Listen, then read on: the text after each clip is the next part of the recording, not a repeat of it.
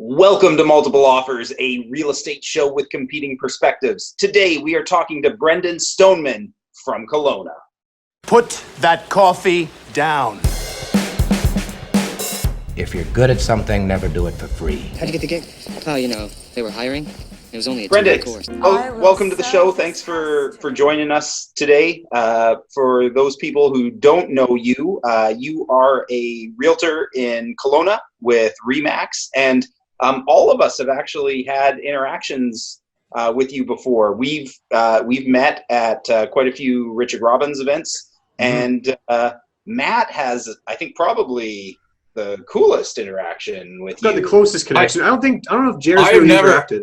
I have never interacted with you. This is the first for me. Oh, Jared, get off the call. But you seem like a nice guy. I'm out.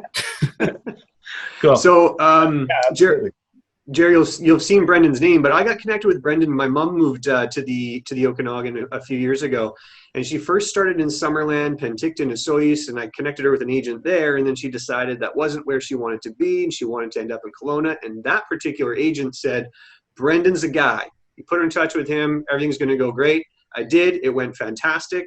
So mom's very happy. And then that same year, I had another family actually leave New West and go to Kelowna and got hooked up with Brendan. And no one's ever wanted to move from New West to Kelowna since, unfortunately. But those two went great. Yeah, no, absolutely. It was good. And obviously, no pressure at all when an agent is referring their mother to you. So, but anyways, she's a lovely lady. We had a great time working together. It all came together really smooth. And yeah, the other family was awesome as well. And happy to help. So it's awesome. So we're going to get into sort of what real estate's looking like in Kelowna in a minute, and probably also talk to you a bit about kind of how you run your business, a little bit of the behind the scenes of running a successful real estate company or business. But before we get into that, what's going on? How's your week looking, Brendan? Week's looking good, man. It has been absolutely gangbusters, crazy busy throughout all of May. And so it's been, I've been working out of the house. I've got 3 little kids, so that's a challenge, which, I know all you guys have families as well. And so it's kind of a juggling act for sure. And finally, I said a few weeks ago to my wife, like, I have to get out of the house. I'm just falling behind here. And it's just too hard with the interruptions and not being able to focus. So I've been coming back in the office the last kind of 3 weeks or so. And it's been kind of good to, get back into the work groove after a month of being, kind of out of the mix, so to speak. So, but yeah, it's been good. It's been busy, and the weather's getting to be pretty nice up here. So yeah, I bet it's definitely heating up. Are your kids, any of them school age, Brendan? Yeah, I've got my oldest is in grade 2. My middle is in kindergarten. And then I've got a 3.5-year-old that was doing preschool a couple days a week. And so they've all been home. I think we're going to send them back tomorrow and just see how it goes, and let them kind of decide what they want to do. Oh, so, cool. Yeah, they started school back in New West on Monday, and we heard the numbers. It's about a 30% return rate for elementary school, 15% for middle school, and 5% for high school. Yeah, I'm sure the high school students are like, I'm good.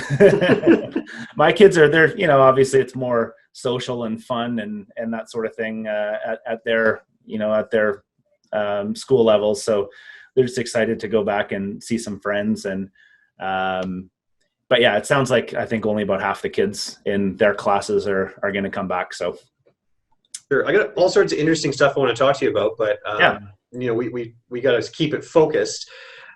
First thing, let's say you've been very busy in May. How has your business been different with just working through the pandemic? As far as, obviously you're not working you went back to the office, but you were working from home. What else have you noticed is really different? I mean, a lot of it is just more, there's just a lot more kind of preparation and planning for showings, sending in the health forms and going through all the questions. And like, I understand it. We're doing that for our listings as well. It's certainly a nuisance. I think, the one nice thing about it is it's taken a lot of the casual, like, oh, let's just go check some stuff out and see what we think, buyers off the table right now. So we're able to focus on the more serious clients that are, that have some real motivation to get going. What are your safety protocols right now on your listings? Yeah, so for our listings, like, we've got video walkthroughs and 360 tours and all that sort of stuff. We're requesting now that all of the purchasers view that stuff and confirm that they have viewed it prior to booking the showing, just if we can weed out any, people, if there's any immediate disqualifiers when they actually, view all the media material, we'd rather, eliminate those showings before they happen. And then we've got the health questionnaires that we want the agents to go over with their clients. And that's really about it. We've instructed our sellers to, leave all the lights on, and we're telling the agents to leave the lights on while they're there, so they're not touching anything unnecessarily. We've had some people that, they've requested they don't want any kids in the property just because they're a little harder to, kind of manage and keep under control. They just don't understand. So outside of that, and I'm finding now more so people are kind of relaxing a little bit and, are happy to just, things are kind of returning back to the old way a little bit more now. So, are you noticing that there's people with requirements wear gloves and masks? Is that happening for you guys? A few. I did some showings on Saturday. I think we looked at 10 properties, and I had one say that you're not going in if you don't have gloves and masks. But they had them there for you. Not usually. We've had some. That doesn't seem. That seems problematic. Bring that stuff, but you better have it on hand. Yeah, exactly. So, some people, there's usually hand sanitizer at the front door, and but I don't know. I've found there's not a ton of people really masks. They're just kind of be respectful and mindful and don't touch anything when you're in the house if you can. So this would be a stupid question, but I'm ignorant. How, have there been many cases in Kelowna? How is COVID? It's relatively non-existent. I think last I heard we have one active case in the Okanagan. And maybe that's, up to 2 or 3 now, but it's very minor. I've got a lot of friends that work in healthcare. They said the hospital's empty right now. So it's been there's been very little activity here. We've had a couple minor outbreaks, with like a handful of people that they've quarantined, and it hasn't gone beyond that. So it's been really minimal impact as far as actual cases. So yeah, it's been good. So with business picking up, Brendan, we're noticing it, depending on the region, really different segments of people who are the most active. So obviously you've got a segment of the population who's interested in getting deals done. Could you narrow it and say the focus is mostly in a certain segment, price band, region, demographic? I would say the most of the people that I'm interacting with have been the first-time buyers, move-up buyers. I think a lot of the more elderly folks, they're still kind of laying pretty low right now. Sorry, go ahead. Oh, I was just going to ask, what percentage of your first-time buyers normally are coming from out of town, and has that changed? For first-time buyers, historically we've been in the Okanagan about 60% local buyers, and the other 40% coming from other areas. Lower Mainland would make up the biggest segment of that at probably 20%, and then Alberta and other prairie provinces would make up the bulk of the rest. For first-time buyers, I would say, my experience anyways, is that most of them have been local already. We do certainly have people moving in from other areas, but they're, selling out of, other, wherever they're coming from to move here most of the time.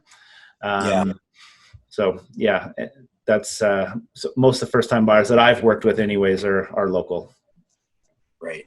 Yeah. You guys have a lot of typically you do a lot of open houses. I don't know a lot about the Okanagan market. So there are people that certainly do. I haven't personally done an open house in probably 5 years. Wow. because I just hate doing them. Teach us, Yeah. Brendan. You know what? And I'm finding now, like, you know, when I'm chatting with seller clients, you know, and I understand like the lower mainland market where you're going to have like 100 people want to get through the door in a short amount of time. And that's the best way to, you know, to accommodate that. I get it.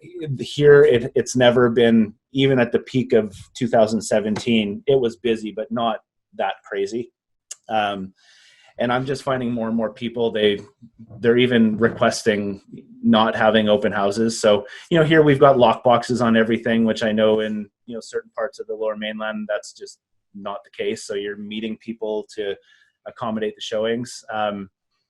Here it's just, you know, the agents show up with their buyers, they go through the lockbox, they book an appointment, and off they go. So the fact that, you know, nobody's doing open houses right now, operationally for me has changed nothing, because I haven't done one in a long time. And what I'm telling my clients is, hey, we're going to do a video walkthrough tour. We're going to do the 360 photos. We're going to do all this stuff so that people can, you know, do the open house without leaving their home, so that the people that are coming through, it's, you know, they're more qualified. And you know, some people still ask, and I just, in that case, would say, you know, I can arrange somebody else to do an open house for you. And then that way, if that buyer wants to buy the property, we're not in a conflict. And right.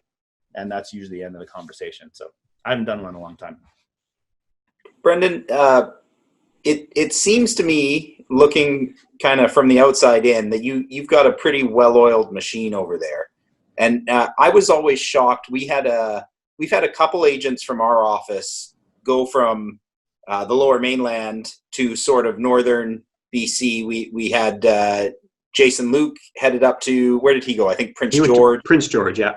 Yeah, and then our buddy Eldon moved to the Hazeltons. And I'm always shell-shocked at how different running a real estate business is in different parts of the province. So having a very well-oiled machine, I'm super curious about, like, are there 2 or 3 things, like, what are the things you do in your business that set you apart from your competition? I'm really curious if it's the same kind of stuff as down here, or if the secret sauce is maybe a little different up there. Yeah, I mean, I feel really, really fortunate. You know, I've been doing this, I guess, coming up 14 years. The bulk of my business right now is from people I've got some sort of former relationship with a client. So the number of, I guess, new deals I'm doing where it's a total stranger, you know, from an internet lead or whatever, like, it makes up maybe a few deals a year. So I think, you know, our focus, you know, with our clients is, you know, and it's not rocket science. It's staying in touch. It's remembering things like their birthdays and throwing some client events and getting together and really just being genuine and helpful where we can. Like, it's really, there's not a lot to it, honestly. It's just the benefit of, you know, time served and patience to kind of let it to evolve where it is. And the other thing is I'd had a partner that I'd worked with for 5 years or so, that, you know, was a 18 or 20 year veteran in the business when we started working together. And the plan, it was, you know, kind of a succession plan for him. We were going to work together for 10 years and then he was going to hit 60 and retire, or whatever the story, that was kind of the plan. He ended up buying our office about 5 years ago. And so now he's the owner of our company and of our RE/MAX office. And he basically just said, okay, here you go. I mean, that was always the plan to hand it off. It just, instead of being okay, we're going to do this in 7 or 8 years, we're doing it in 6 months, and you can't tell anybody because we've got confidentiality agreements, and, you know, and it's just one day, you know, it happened. So, you know, with that, you know, so I inherited a bunch of his past clients, and some developers and some, like, really good relationships that have really, you know, kind of been huge for me as well. So, I mean, cool. That's kind of how it's gone. And then I've just got a great assistant that helps keep me on track and deal with some of the back end stuff, who has been off this week, and it's been totally crazy. I had a new listing go up, and I'm like, do you know the login information for the back end of my website? And she's like, it's saved in my computer. But so anyway, so yeah, it's just a lot of that sort of stuff. So it's just her and I, and we just, yeah, that's how it goes. Just before we move off of that, the succession plan feels like something that a lot of times gets bungled in real estate. Do you have any sort of takeaways of sort of tips that worked to make that smooth? Yeah, I mean, I think step one is planning well in advance. I think where it's just, okay, I'm retiring tomorrow, here's the list, good luck. I think that has a really low success rate because there's no, kind of slow crossfade. It's just too abrupt. And, in our marketplace, like we're a city of, if you look at the greater Kelowna area, a couple 100,000 people, there's like 1,200 real estate licensees. And so everybody knows 10 realtors. And if it's not done, I think, gradually enough, all those clients are just going to go use one of the other people they know that they already have a relationship with. So I think the big thing for us is when we started working together in like 2011, it was, kind of co-marketing, and so their clients could see my name, and we tried to kind of integrate me into his business and him into mine so that it was a little more interchangeable. And then over time my name went first and his went second, and it was just kind of a gradual, we kind of phased them out a little bit. I did that. Yeah, it's not perfect. And then I'm trying to when like I've got FinTrack's been the greatest thing because you've got birthday lists from all the clients. And so, I send video messages to all his clients. I'm like, hey, I know you don't know me. We haven't met. You were a client of Jerry's birthday. And if you want to grab lunch or something like that, when, to celebrate your birthday, let me know. And just to try to get in front of some of these people that I don't have any personal relationship with. So, Brendan, that's an awesome segue. Awesome segue, because you, as part of the RE/MAX family, are also part of the young person's member of the RE/MAX family. Jeff, I think, has mentioned on the show before that statistically the average age of a RE/MAX agent is well up there. Yeah. So, and you really embraced technology. Yeah. You've embraced a lot of video and photos and that kind of stuff, Brendan. I know you do family photo shoots because I think your wife's kind of on that side of things. Can you kind of tell us a little more about what you're doing with video? I'm curious what you're doing in your business just so I can steal. So sure. Tell me. So with video, I've got a lot more plans and aspirations than what I've actually executed on. Always. We're doing, property videos, but I'm not on camera yet. It's because I'm shooting them most of the time. It's just, kind of a walkthrough of the house, sort of a virtual open house. I would like to get to the point where, like you guys are doing, where you're on camera, because I think there's a lot of value in that, and I think enhancing the video and then also building brand at the same time. So yeah, I've got goals for making some changes there. I also did a bunch of like video interviews with other, like my home inspector and my lawyer and my mortgage person. And we've got probably 60 or 70 2 or 3 minute videos that we shot that were, kind of rolled. We're just, trying to rank for search engine stuff. But honestly, most of it right now is the one-to-one stuff, just shooting Bom Bom messages to clients, or, doing our weekly updates to our listings. I found that really helpful, where you can kind of communicate what's going on, but, you're not playing phone tag for 3 days to try to get the message out. So you record your weekly update on the listing and then just fire it off. And for people who don't know what Bom Bom is just sort of an internal packaged video you email to your client, right? Is that what you're saying? Yeah. So my assistant prepares all the web stats from the different sites that we can track the analytics on. So we've had, the video's been watched 200 times. This site's been clicked on this many times. So we put a table together so we can track the number of just the amount of internet traffic. And then I'll just shoot a video kind of like this. It's just, hey guys, just want to give you an update on how the listing's going. Here's the web stats. This is what's happening. The showing we had yesterday, this was what they said. And it's just been a good way to kind of stay in touch with people I was just finding, trying to call people was challenging. And especially if there's a husband and a wife involved, you never get them both on the same time, on the phone at the same time. And then one relays something to the other. And it's just it's a little clunky. And then just doing an email takes forever and felt impersonal. And so video's been kind of the good hybrid where you can get your message across, but they can digest it when it's convenient for them. And so we've been sending that out, and it's been really well received. And it obviously saves me a pile of time doing it too.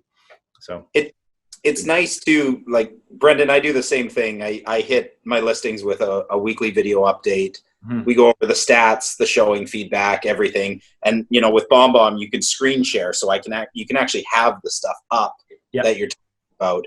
But Matt and Jer, one of the kind of cool side benefits of it is you don't get the broken telephone where, like, you talk to the husband and then the wife is like, you didn't tell me that. And the husband didn't quite say what you said to the wife, or vice versa.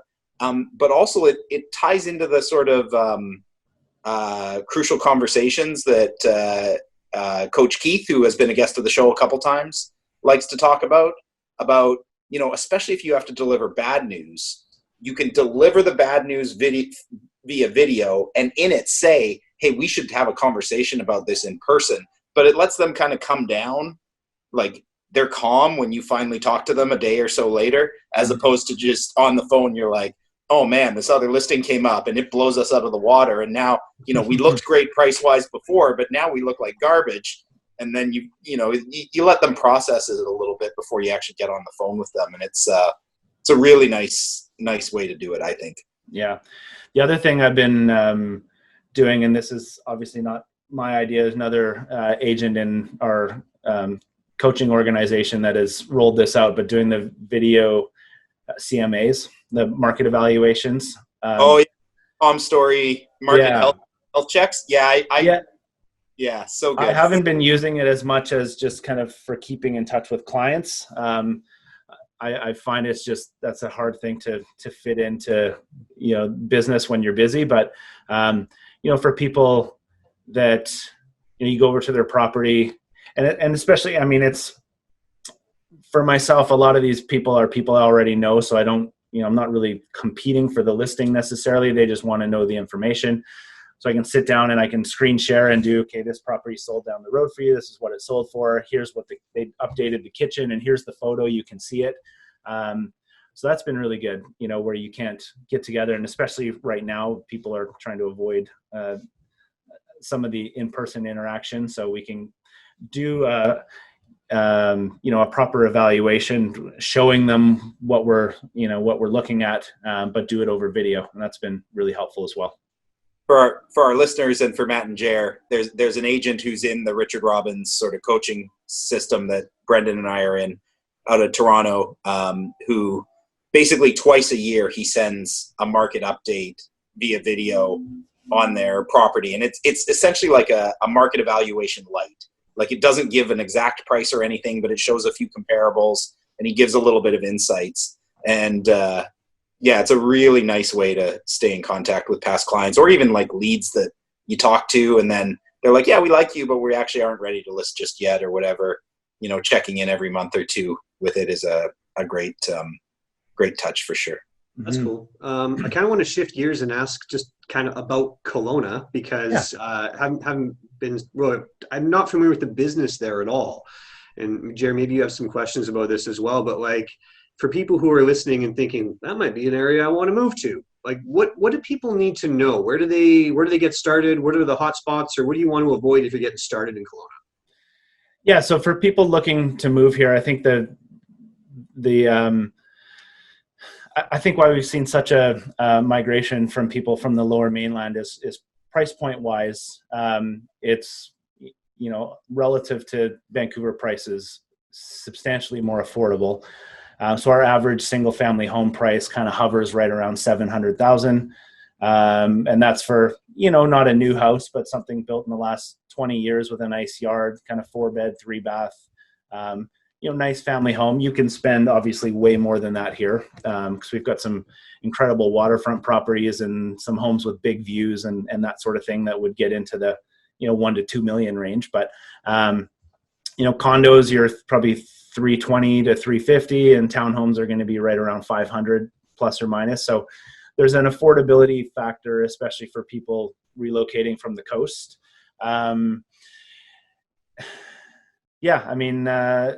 We've seen our market's been really quite steady for the last few years. Obviously things are down right now with everything that's going on, but seems to be picking up.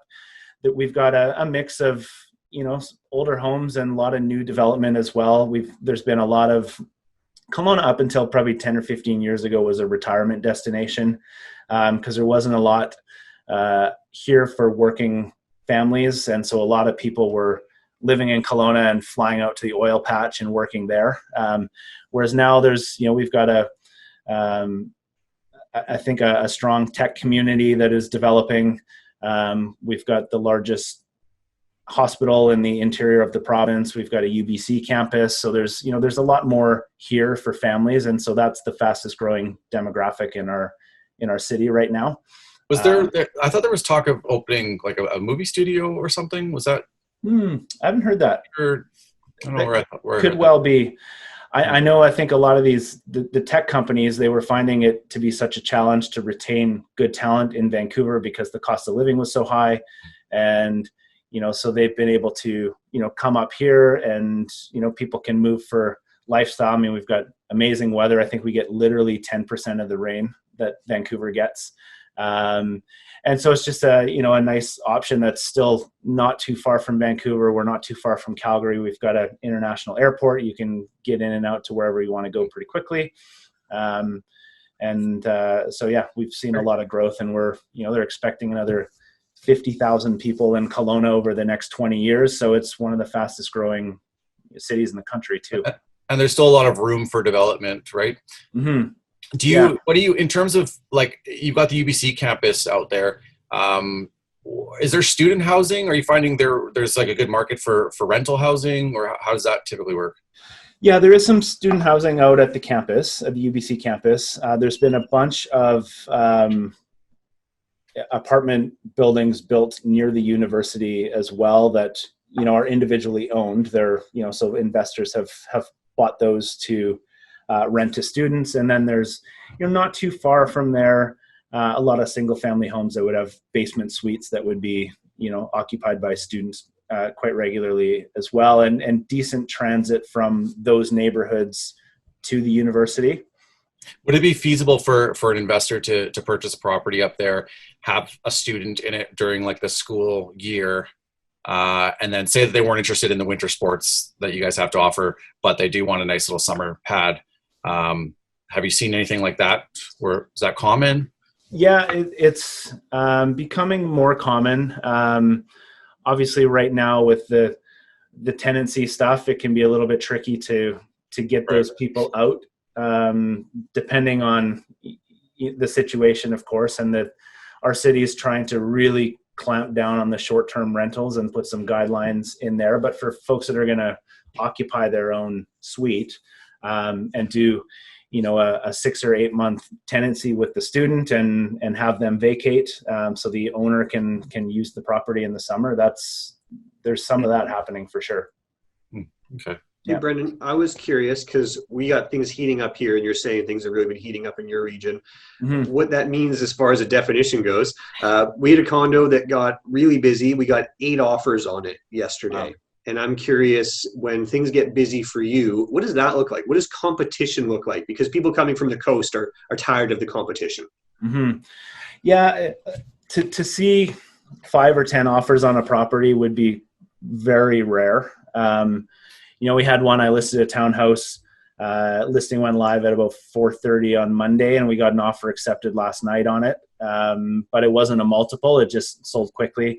I had a property a couple weeks ago. We ended up in multiple offers for the backup offer, which was, a little unusual, but it happens. But usually, as far as competition goes, there might be one or two competing offers on a really hot listing. So okay, and what's the likelihood that there's only one or two that it goes over asking? And if it does go over asking, what might be a rough percentage that you would expect to see?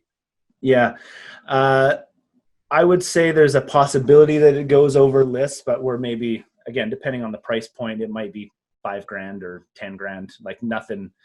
These 6 figures over asking, that is incredibly rare. That ship has sailed. So, and it was never that common, even when the market was at its peak.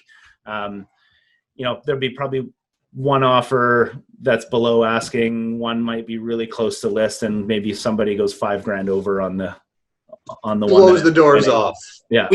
Well, you know what? That sounds great. I think that's why a lot of buyers want to come see you, because that is a much better way to buy. Yeah. Even for 5-date offers out here, there's always one or two idiots who are like, and then this guy wrote 50,000 under asking. Like, why did this person compete? Like, they're just price up. The one I did where we were in competition for the backup, there were 4 offers for backup, and we got one came in right out of the gate, and it was full price and the dates they wanted, and so we signed it. And then we had some showings come up. We went into multiples.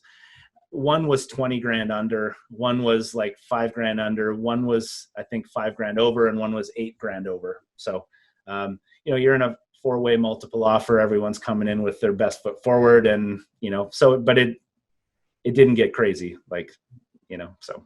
Well, I appreciate that insight. It's a really interesting. Mm-hmm. Oh, go ahead, Matt. No, I was just saying I appreciate the insight on that, Jeff. Go ahead with your question.